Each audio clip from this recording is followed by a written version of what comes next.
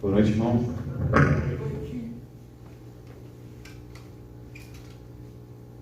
Bom, mais um domingo estamos aqui, vários irmãos presentes. Bom ver a igreja enchendo novamente. Vários rostos que há muito tempo a gente não via, retornaram. Muito bom vê-los, viu, irmãos? Muita honra poder estar aqui compartilhando com os irmãos a palavra de Deus. Um prazer imenso. E peço aos irmãos que abram vossa mente, vosso coração, para podermos nos refletir sobre a palavra de Deus e aquilo que Ele tem para nós nessa noite. Gostaria de refletir com os irmãos sobre um profeta cuja história é bem triste. Este profeta é o profeta Oséias. E, primeiramente, gostaria de contextualizar, a vida desse profeta. Esse profeta Oséias, ele foi um profeta do reino do norte, que é o reino de Israel. Israel, ela foi dividida em dois reinos, o do sul, que é Judá, e do norte, e onde tinham reis diferentes, cultos, práticas culticas diferentes também. E Oséias, ele pregava nessa época onde o rei Jeroboão II, ele reinava sobre o reino de Judá. Israel, quer dizer, o reino do norte, Judá, o reino do sul. E apesar do reino de Jeroboão II ser um reino muito rico, ele foi um dos reinados mais prósperos da nação de Israel. Ele pode-se dizer que alguns dizem que ele cumpriu a profecia da restauração das 12 tribos, mas a troco de quê?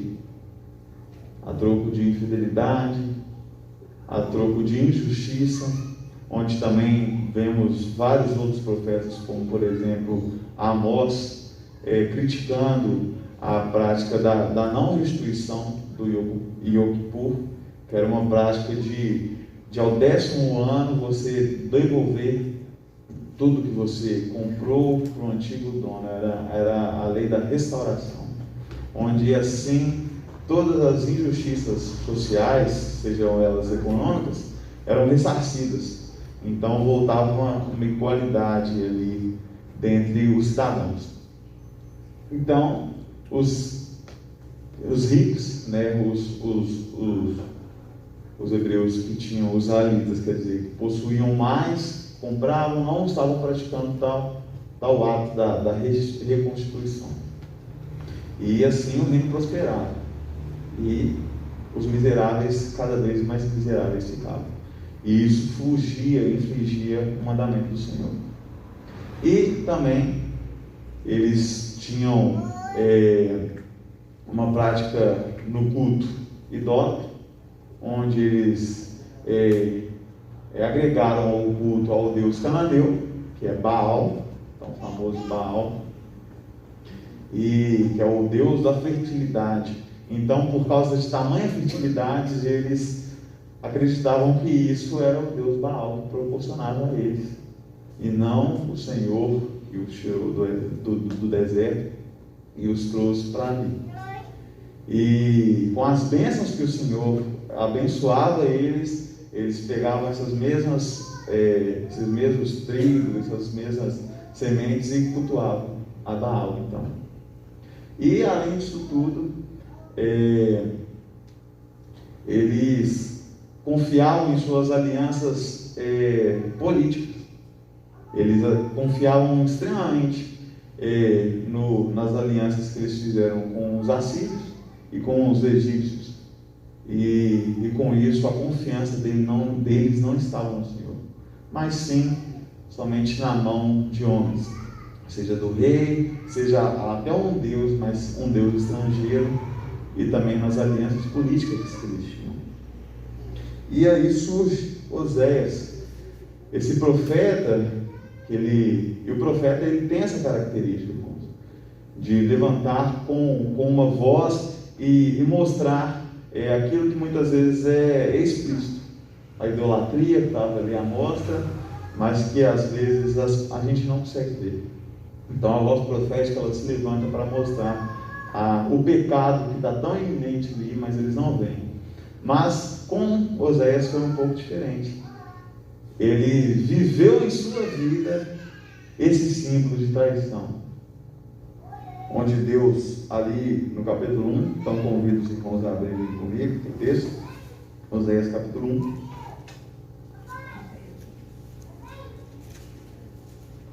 Oséias depois de Daniel.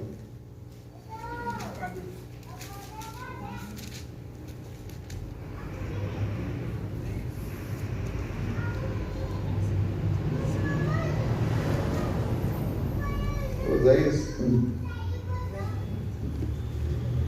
E o texto de Oséias, infelizmente não teremos tempo de ler ele inteiro, mas ele é dividido em 3 partes.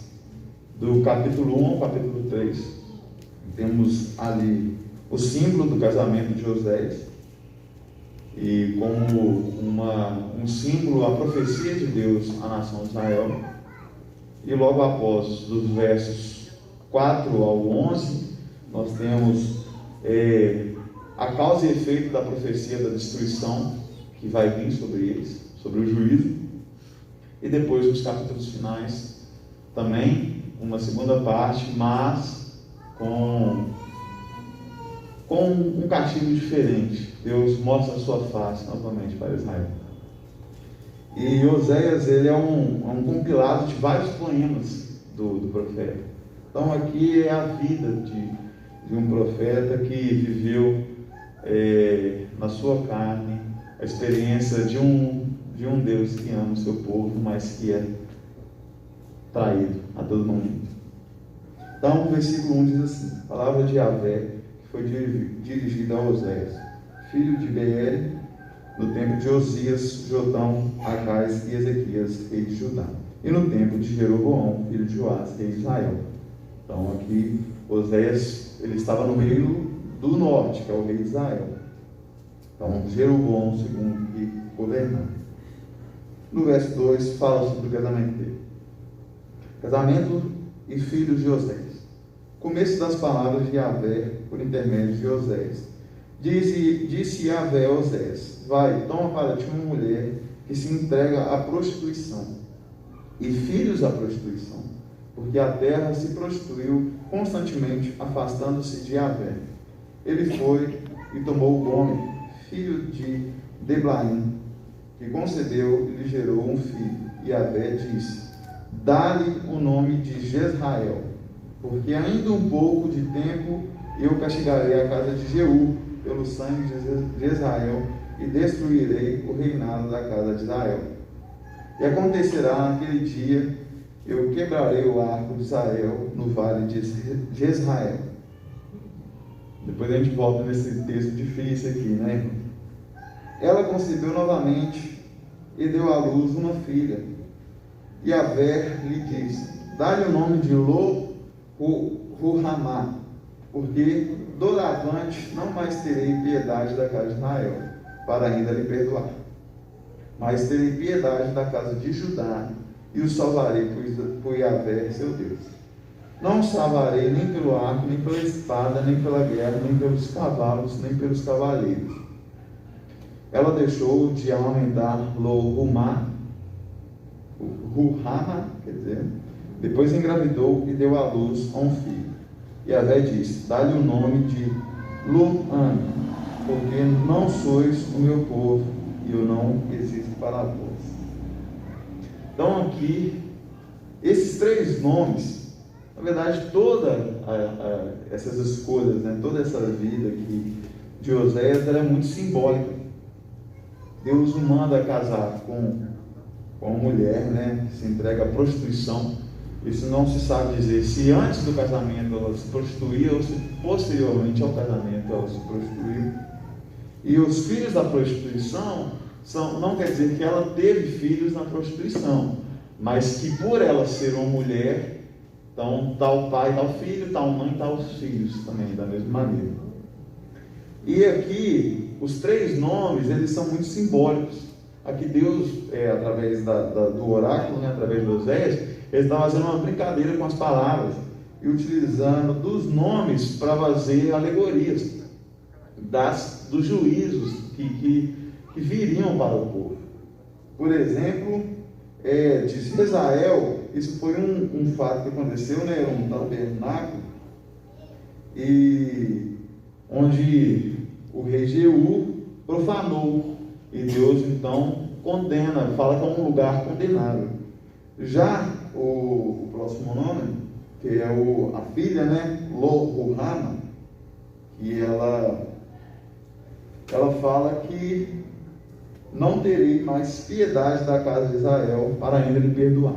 E por fim, o Ame, ele é o mais condenável, assim, então pode dizer que tem uma progressão de punição. Primeiro vai ser um castigo a um crime acontecido, depois não vou ter mais piedade, e por fim, eu já não sou mais eu sou para vós. É exatamente isso que ele quis dizer aqui no verso 9 do Loan. Eu já não sou mais eu sou para vós, então já não sou mais vosso Deus. E olha que algo muito, muito interessante acontece no capítulo 2. Qual que é a perspectiva do futuro? O número dos israelitas será como a areia do mar, que não se pode medir nem contar, no mesmo lugar onde ele dizia, não sou meu povo. Então aqui Deus já está mostrando uma face da misericórdia. Aqui está mostrando já como que é esse relacionamento de Oséias com a sua esposa, que mesmo que ainda traía, se entregava aos outros homens, ele ainda amava e continuava amando. E que até os pecados, até essas transgressões tão pesadas, pensa, de você casado, ama uma mulher e ela se entrega aos outros homens, e você ainda continua amando, ainda continua indo, cuidando dela. Isso a gente vai ver nos próximos capítulos, que Oséias vai atrás dela de Gomer, ela lá, já toda abandonada pelas ruas, porque a relação que ela tinha com esses homens era só uma relação de utilitarismo, ela só era um objeto, e onde ela era descartada. E Yahvé manda Oséias ir atrás de Gomer, pagar 15 denários, isso é um preço de um escravo, porque ela estava como escrava desses outros homens, ela não conseguia fugir disso. Então, além disso, ele paga a fiança dela, a liberta e a leva para casa de volta. Isso é um símbolo desse Deus que traz a nação do Egito, que mesmo que está ali no deserto, murmurando, reclamando, cria para si outros deuses, o bezerro de ouro, que depois, mesmo de chegar à terra prometida, então continua ainda em idolatria, continua em pecado, mas esse amor que persegue, que é um amor que supera a transgressão. E a música cantada pela Yasmin hoje é muito simbólica da aliança de amor, porque a aliança que Deus fez com a nação não foi uma aliança pautada em ações de fidelidade apenas, porque uma parte é totalmente infiel, era uma parte que sempre falhava, que não era perfeita, e o oposto da perfeição, né? Que sempre vivia a transgredir mesmo, que queria seguir por esse caminho do pecado. Mas temos por outro lado uma aliança de amor verdadeiro, que não era uma aliança de circunstâncias, onde falhava, onde tinha erros e ela permanecia inabalável. Uma fidelidade, uma aliança onde o outro lado não tem aliança, não tem fidelidade. Então Oséias vive esse sofrimento de um Deus passional, um Deus amoroso, que ama, que cuida, que persegue e que é abandonado. E da mesma forma, assim, temos esse nosso profeta, que ama o homem, que cuida, que persegue, que vai atrás, que limpa as feridas, que a veste, põe roupas nela, volta, paga a fiança dela, leva para casa e sofre por um amor talvez não correspondido, mas que se permanece inabalável. E isso, irmãos, trazendo para nós, quantas vezes nós em nossa vida, a gente não é fiel na nossa aliança. No dia que o Senhor nos chamou, que nós entendemos que somos amados, fomos comprados por um alto preço, pelo sangue do Senhor, que fomos então constituídos a essa aliança de amor, mas mesmo assim, nós nos desviamos, continuamos querendo fazer as nossas vontades, as coisas que a gente ganha, a gente ainda pensa que é por atos nossos que nós somos bons, esquecemos que quando fomos encontrados pelo amor de Deus, estávamos uns miseráveis, não tínhamos nada. Aí a gente começa a crescer, começa a conquistar e começamos a nos esquecer e achar que somos bons, ou as circunstâncias dos momentos. Hoje nós não temos Baal, Senhor. Inclusive Baal significa Senhor. Mas temos outros senhorios, temos outros deuses no nosso século. Temos a estabilidade financeira, temos a tecnologia, mas principalmente o dinheiro. Quando começamos a dar uma melhorada, ou não só nele, mas na nossa vida emocional, já começamos a achar que somos muito bons, e com isso começamos a atribuir as nossas vitórias aos outros fatores, que não é aquele que cuida e rege de tudo a todo momento. E assim vivemos como bom, como aqueles que têm tudo, mas que saem a viver as suas próprias vontades. E mesmo assim, irmãos, a nossa aliança, ela não é quebrada. Então nunca se esqueçam disso. Mesmo que a gente esteja lá, o mais puro possível, o mais perdido, o amor dele nos alcança lá. E como diz o salmista, o mais profundo, o mais alto, onde a gente estiver, o amor dele nos encontrará. Então é uma aliança inabalável, é uma aliança que não depende de mim, de você, mas uma aliança que permanece firme por causa do amor daquele que é fiel. A nossa infidelidade, ela é sempre permanente, ela sempre aparece.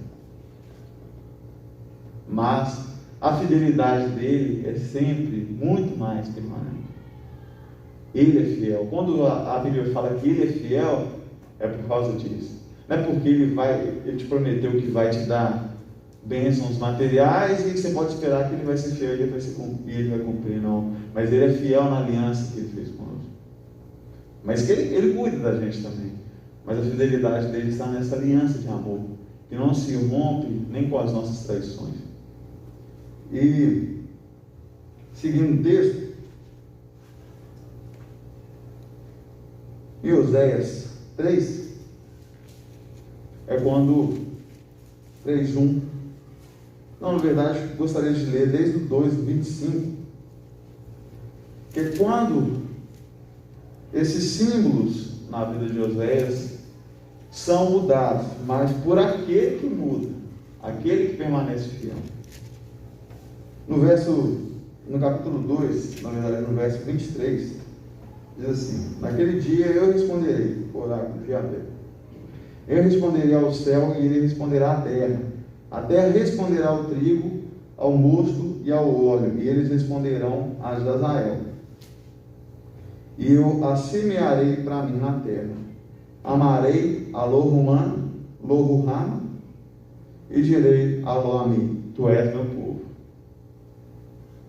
Ou eu sou para vós agora. E ele dirá, meu Deus. Então aquilo que o nosso pecado gerou, Deus o converterá em aliança dobrada.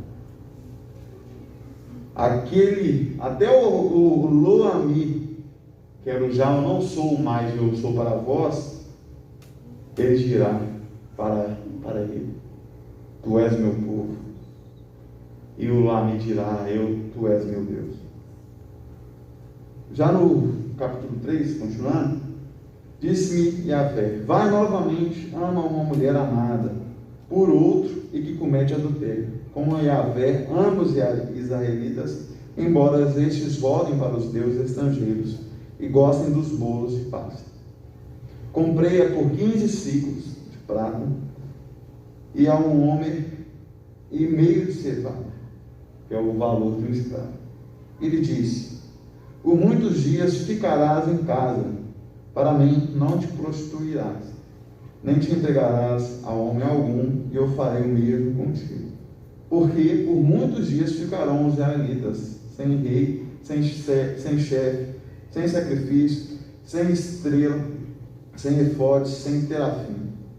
Depois disso, os israelitas voltarão e procurarão a Yahvé, seu Deus, e a Davi, seu rei. Voltarão tremendo a Yahvé e aos seus bens nos fins dos dias. Isso daqui, irmãos, é uma simbologia, porque o povo confiava tanto nessa aliança política que eles tinham com os assírios e com os egípcios, que aconteceu que a confiança deles foi o que derrubou eles. Logo após, o governo assírio invade o Estado de Israel, a nação de Israel, e toma os israelitas como em exílio. E ali eles se lembram disso. E algo interessante, que analisando a história, o período onde o povo hebreu, os israelitas, o povo judeu, mais se constituiu como um povo fortemente, foi em período de exílio. Quando eles viviam ali, eles se separaram, mas em períodos de exílios, eles se construíram com uma cultura muito forte, eles se encontraram. E aqui a gente percebe que o castigo de Deus não é como um Deus irado e vingativo que quer se punir, mas como um Deus cuidadoso, que quando vendo os erros dos seus filhos, ele os põe de castigo para eles se lembrarem de quem que está no controle, de quem que cuida na verdade. E assim foi com a nação de Israel. Eles ficaram isolados. O reino assírio é um reino extremamente cruel. A gente vê isso também depois no livro de Jonas. E em Salmos tem alguns textos falando de como que era o desejo do povo de Hebreu contra esse povo, de tão cruel que eles foram para a nação. Mas lá eles se lembraram, assim como Gomer, vivendo pelas ruas, se lembrou de que na casa dela, ela tinha um amado, ela tinha cuidado, que ela tinha comida, ela tinha vestimentos, ela tinha uma cama quentinha para ela. E assim a nação de Israel se lembrou de que com o Senhor verdadeiro, não o Baal, o Senhor da fertilidade, eles tinham realmente cuidado, eles tinham realmente alimento, eles tinham realmente moradia. E lá no capítulo 9,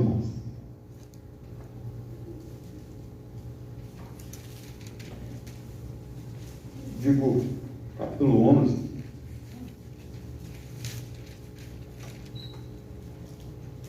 Deus mostra esse amor para Israel. Verso 1: tratando-os como um filho amado. Quando Israel era menino, eu o amei, e do Egito chamei meu filho. Mas quanto mais o chamavam, tanto mais eles se afastavam de mim. Eles sacrificavam aos Baais, aos senhores, e queimavam incenso aos ídolos. Foi eu, contudo, quem ensinou Efraim, também chamado de Israel a caminhar e os tomei pelos braços, mas não reconheceram que eu cuidava deles. Com vínculos humanos eu os atraí, com laços de amor, eu para eles como os que levantavam uma criancinha como o seu rosto. Eu me inclinava para ele e o alimentava. Ele não voltará à terra do Egito, mas a Síria será o seu rei. Uma vez que recusaram converter-se, a espada devastará as suas cidades, aniquilará os seus ferrolhos e devorará por causa de seus planos. Meu povo está obstinado em sua apostasia. Chamam do alto, mas ninguém se levanta. Como poderia eu abandonar-te, ó Efraim? Entregar-te-ei, ó Israel? Como poderia eu abandonar-te como Adama, tratar-te como Seboim? Meu coração se contorce dentro de mim, minhas entranhas comovem-se. Não executarei a dor de minha ira, não tornarei a destruir Efraim, porque eu sou Deus e não um homem, eu sou um santo no meio de ti. Não retornarei com furor. E a volta do exílio, esses caminharão atrás de Javé, ele rugirá como um leão, e quando ele rugir, os filhos virão tremendo do ocidente, como um pássaro, eles virão tremendo do Egito, como pombas da terra da Síria. Eu os farei habitar em suas casas, o oráculo de Javé. Aqui nesse capítulo está o cerne do coração de Deus. Aqui é a face mais profunda da paixão do amor desse Deus que sofre, porque ele está conflituoso em si. A gente vê que ele se ira pela traição, isso no começo do capítulo, que falando, de como que ele ama, como um filho que carrega, levanta o rosto, mas que mesmo assim, mesmo com tanto amor, com mesmo tanto cuidado, não querem saber, se afastam, buscam outros deuses, e ele se ira por isso, em ciúmes, porque ele ama tanto e não é correspondido. Mas o amor dele é tão grande que supera o primeiro momento da raiva. Então ele se vê ali dividido, um Deus irado, mas ao mesmo tempo que cai em si e percebe que o amor dele é grande demais, que ele não consegue derramar sua ira para algum povo. Logo após, já no verso 7, fala: como poderia, no verso 8, na verdade, como poderia eu abandonar-te, ó Efraim? Aqui ele está se referindo a Israel. Entregar-te, ó Israel, que é outro nome. Como poderia eu abandonar-te, tratar-te como Seboim? Meu coração se contorce dentro de mim. É um Deus que ama muito, que até quando põe seu filho de castigo, ele sofre de tanto amor. Como posso eu te castigar de tal maneira? Não. Eu vou te trazer de volta para casa, eu vou cuidar das suas feridas. E ele traz o castigo sobre a idolatria. Mas as ofensas serão sempre esperadas pelo amor de um Deus extremamente apaixonado, de um Deus extremamente amoroso. E assim, Oséias volta com o homem, deixa ela lá, nesse período de teste, onde os dois estão ali, como que num jejum, vão ficar cada um na sua, se reconstitui, eles voltam. E esses nomes simbólicos dos filhos têm uma mudança total. E nesse casamento destruído, ele é reconciliado através de um amor que ele é extremamente inabalável. É um amor que ama, independente das circunstâncias. De uma fidelidade que é sempre fiel, independente da infidelidade. Muitas vezes nós conseguimos, Deus cuida da gente, nos dá uma família, nos dá filhos, nos dá aquele emprego tão sonhado, cuida de nós a todo momento. Mas parece que ainda não está ainda suficiente, ainda não está satisfeito. Porque a gente sempre tem algo lá atrás que a gente quer retomar, que a gente quer buscar. E a gente vive nessa divisão, atraído pela tentação da traição.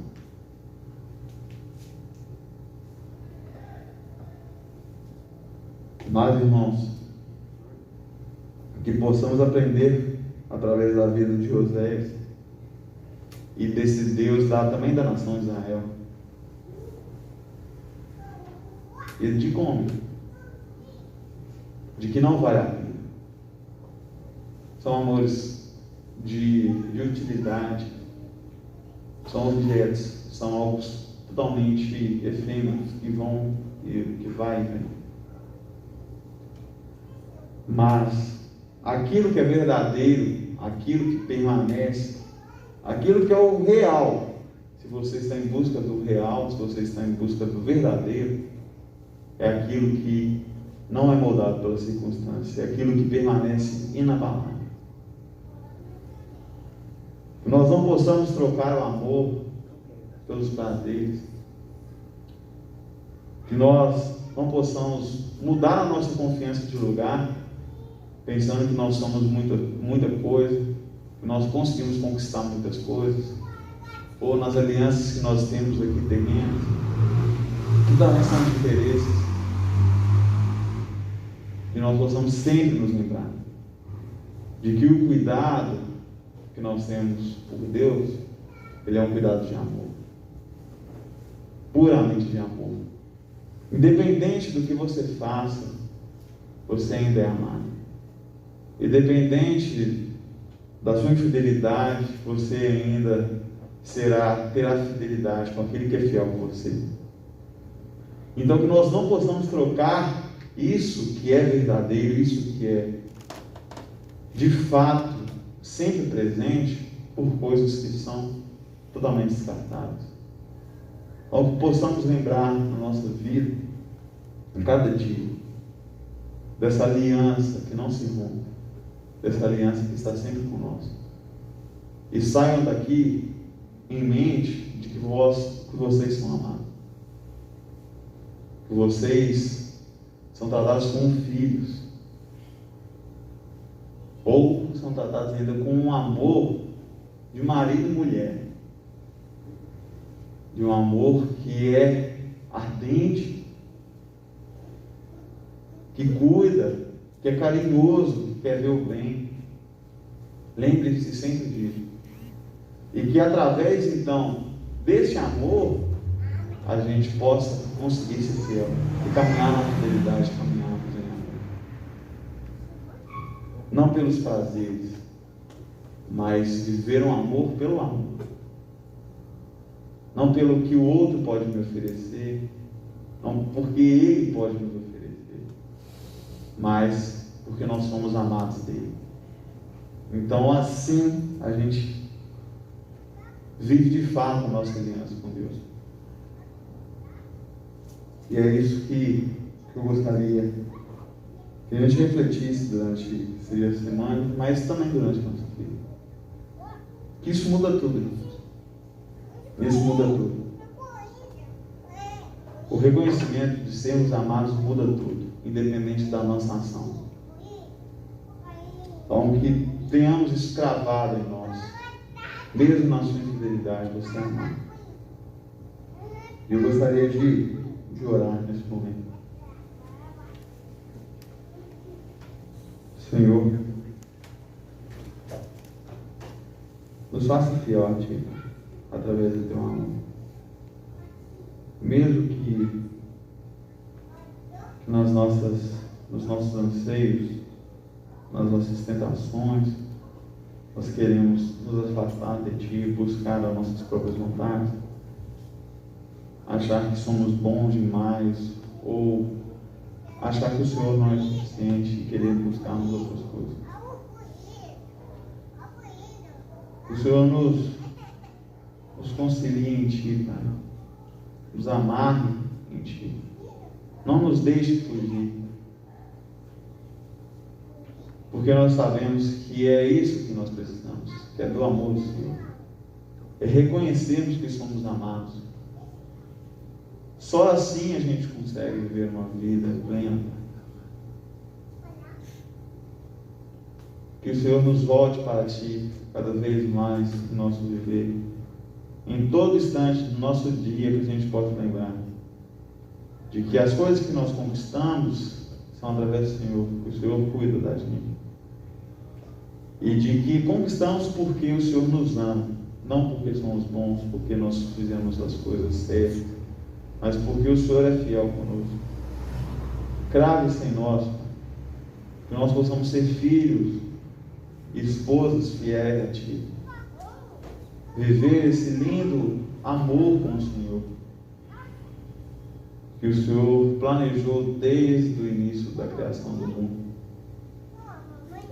Até para os dias atuais, o Senhor continua nos perseguindo, desde as traições mais remotas, seja do povo hebreu, seja dos israelitas, seja desde lá de Adão, seja desde Caim, e o Senhor continua renovando a aliança, dia após dia, até nós, cada um de nós aqui nessa noite presente. O Senhor continua renovando essa aliança de fidelidade, e ainda com maior ato de amor em Cristo Jesus por nós.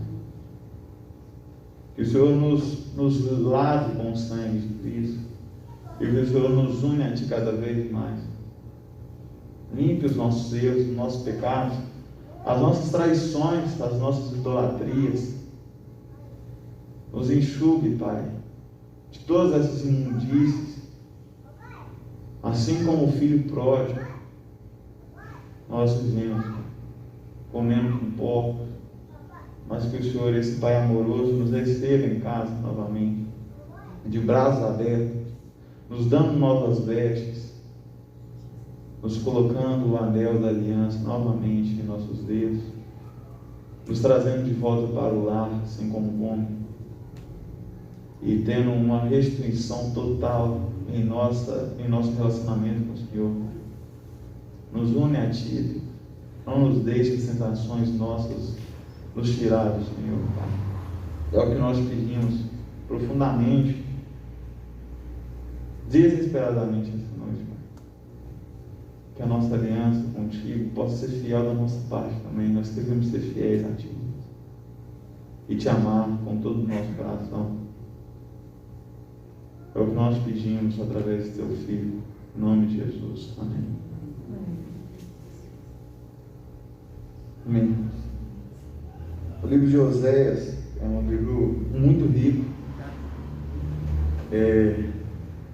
cheio de símbolos, muito bonito, que ele foi escrito por diversos poemas de Oséias, e gostaria de incentivar os irmãos a lerem, estudarem esse livro, para a gente continuar refletindo sobre isso. Gostaria de convidar o nosso querido irmão Vinícius para a palavra, e agradeço a Deus por estar aqui compartilhando com ele.